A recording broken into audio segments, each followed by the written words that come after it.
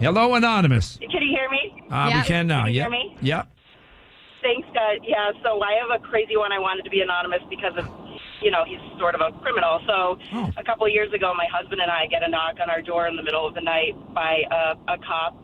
And, he says, can we use your backyard as a perimeter? We've got a situation going on. Shut off all your lights, stay in your house.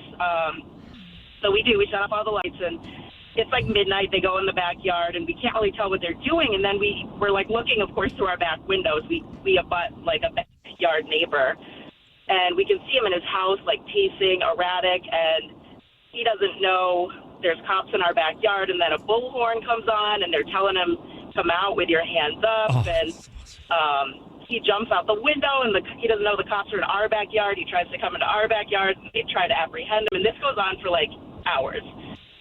This kind of back and forth of trying to arrest him. And at the time, I'm, of course, Googling everything about this guy and find out that he's a convicted criminal who's done terrible things to his former partners. And they finally arrest him. And we thought he was out of our hair for about a year, and then he finally came back.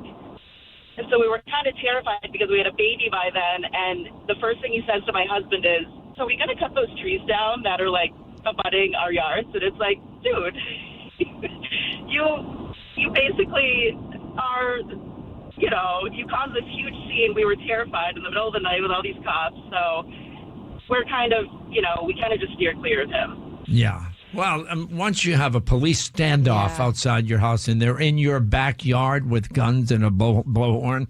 That's a next level bad neighbor. Yeah.